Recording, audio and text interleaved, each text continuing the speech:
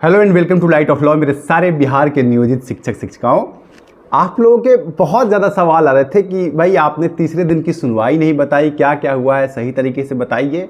मैं समझ सकता था, मुझे लगा आप लोग क्लियर भी हो गए कि तमाम प्लेटफॉर्म ने आपको बताया भी, लेकिन फिर भी मुझे लगता है कि आपका ये प्रेम है कि आप मुझसे जानना चाहते हैं। देखिए, एक चीज़ें तो मैं पहले आपको स्पष्ट करूँ कि एक बड़ा परसेप्शन मैं देख रहा हूँ, हर यूट्यूब चैनल या हर साथी ये कह रहा है या शिक्षक संगठन कि सरकार की बोलती बंद हो गई, सरकार कोई जवाब नहीं दे पाया, चीफ जस्टिस ने मतलब जो है लगातार सवाल दागे और मतलब पीके शाही सर जो आपके बिहार के महाधिवक्ता हैं उनके पास कोई जवाब नहीं था, वो एकदम शांत थे। यार क्या मतलब ऐसा कुछ नहीं था, क्योंकि मैं आप खुद को, आप शिक्षक है ना, कॉमन सेंस लगाइए यार, महाधिवक्ता हैं, बिहार सरकार के सबसे बड़े वकील हैं, क्या ऐसा हो सकता है कि मतलब एकदम कुछ बोल ही नहीं सकते हैं? तो ये जो परसेप्शन बनाया जा रहा है ऐसा कुछ नहीं हुआ है। देखिए, चीफ जस्टिस के साथ साथ ऑनरेबल जस्टिस हरीश कुमार की बेंच थी, मतलब डबल बेंच थी, और डबल बेंच में 2-3 मुद्दे थे जहां पर पीके शाही से थोड़ा लड़खड़ाए। 2-3 मतलब ऐसे मुद्दे थे जहां सरकार ठीक तरीके से जवाब नहीं दे पाई, जिसमें से एक मुद्दा जो था वो ये था कि पदोन्नति आप क्यों नहीं कर रहे हैं। दूसरा मतलब आप पदोन्नति कर रहे हैं या उनको फिर से राज्यकर्मी बना के वहीं का वहीं खड़ा कर दे रहे हैं, उस पर थोड़ा सा हिचक थी। और एक बड़ा सवाल ये था कि जहां आप ट्रांसफर क्यों कर रहे हैं, जब रिक्तियां जहां ये शिक्षक पढ़ा रहे हैं, अगर वहीं पे रिक्तियां पहले से ही हैं तो फिर शिक्षकों को ट्रांसफर करने की क्या जरूरत है, ये सवाल पे थोड़ा सा पिछके। तो ये तमाम पक्ष जो हैं अब मैं आपको बताऊंगा। असल में मैं थोड़ा सा दिल्ली आ गया था, उसी दिन मैं फ्राइडे के ही शाम को दिल्ली निकल रहा था, क्योंकि यहाँ एक इंपॉर्टेंट केस था, तो उसकी वजह से मैं आप लोगों के बीच में नहीं आ पाया था। तो चलिए व्यक्तिगत तौर पे आपको एक एक चीज़ बताते हैं क्या क्या चीज़ हुआ, कोर्ट ने क्या कहा। पहली बात तो ये भी समझ लीजिए कि मतलब शुक्रवार को भी मतलब यहाँ आपके नियोजित शिक्षकों की तरफ से वकीलों की सी बात ही नहीं की गई। चीफ जस्टिस ने उनसे कोई ना बात की, ना आपकी तरफ से कोई दलील और दी गई है। कोर्ट ने सीधा सीधा कहा था कि आप रहने दीजिए, हम मैटर समझ गए हैं, आपको बोलने की जरूरत नहीं है, हमें सरकार से बात करने दीजिए, महाधिवक्ता से बात करने दीजिए। तो नियोजित शिक्षकों की तरफ से कोई पक्ष नहीं रखा गया शुक्रवार को। मैंने आपको बताया था कि गुरुवार को ही प्रॉपर सुनवाई, नियोजित शिक्षकों के सारे मुद्दे जो है इंटरटेन कर लिए गए थे। ऑलमोस्ट ऑनरेबल चीफ जस्टिस ने उसको कंसीडर कर लिया था। अब जो है बारी थी सरकार की, और सरकार के सामने सवालों की लिस्ट लेकर के चीफ जस्टिस और उनके साथ ऑनरेबल जस्टिस हरीश कुमार आके बैठे थे, और तब सवालों के लिए प्रस्तुति हुई। हाँ, ये बात सही है कि एक जगह पर चीफ जस्टिस के सामने एक सवाल पर जो है पीके शाही सर ने कहा कि हमें थोड़ा वक्त दीजिए, हमें सरकार से बात करना है। वो एडजमेंट की कोशिश कर रहे थे कि मतलब हमें एक लंबा समय मिले, लेकिन चूंकि सुप्रीम कोर्ट का मैंने आपको बताया था कि डायरेक्शन आ चुका था कि इसको आप प्रायोरिटी बेस पे लीजिए, इसलिए लगातार आपको देखने को मिला 3 दिन लगातार सुनवाई हो गई। ऐसा नॉर्मली होता नहीं है। जो लोग कह रहे थे कि सुप्रीम कोर्ट का में जाने का कोई मतलब नहीं है, आप देखिए कुछ नहीं हुआ। अब आपको समझ में आ रहा है कि सुप्रीम कोर्ट ने क्या किया है आपके लिए। 3 दिन में लगातार सुनवाई करके फैसला सुरक्षित कर लिया गया। फैसले पर भी आऊँगा किसी अगले सेगमेंट में।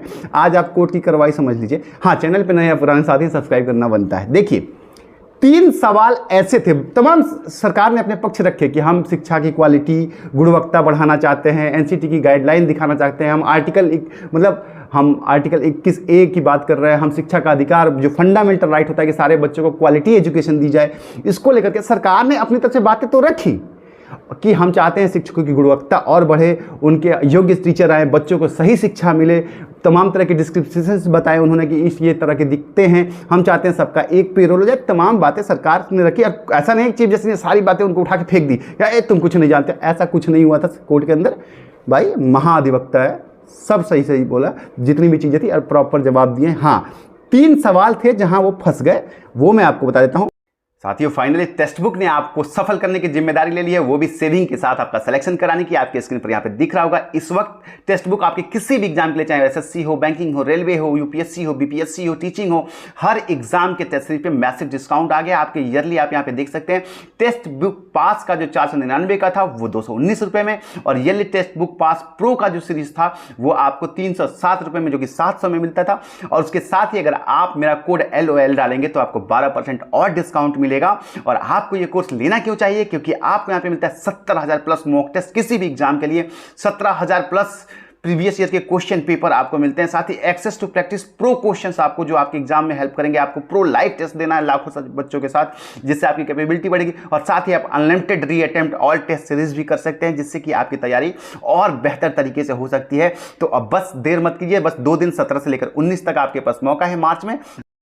पहला सवाल यह था कि आप एक ही स्कूल में कितने तरह के शिक्षक रखेंगे, नियोजित भी रखेंगे, राज्यकर्मी भी रखेंगे और शिक्षा मित्र भी रखेंगे, मतलब तमाम एक ही स्कूल में इतने तरह की वेराइटी आप, क्योंकि आप कह रहे हैं कि आप नियोजितों को हटाएंगे नहीं, कमेटी की राय है उसको हम मानेंगे नहीं, तो एक ही विद्यालय में आप राज्यकर्मी भी रखेंगे, तो इसकी क्या आवश्यकता है? इसका जवाब वो नहीं दे पाए प्रॉपर तरीके से।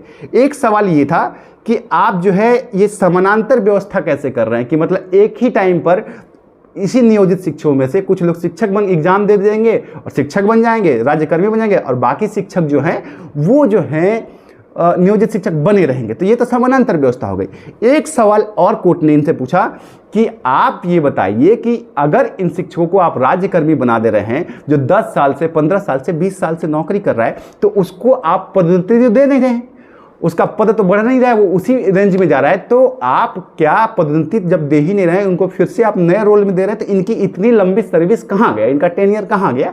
इस पर कोर्ट के सामने सरकार के पास कोई जवाब नहीं था। और एक बड़ा मुद्दा आप लोग का ये ट्रांसफर से रिलेटेड था, जिसको लेकर स्पष्ट तौर पे कोर्ट ने जब इनसे पूछा कि जिन विद्यालयों में ऑलरेडी पहले से रिक्तियां हैं ही और वहां ये जो शिक्षक पढ़ा रहे हैं, तो फिर इनको ट्रांसफर करने की क्या आवश्यकता है जब आप वहां कोई दूसरा टीचर लेकर के आएंगे? तो इन रिक्तियों में ट्रांसफर करके बेमतलब का इन शिक्षकों को परेशान करने का क्या मतलब है, इससे क्या फायदा होगा?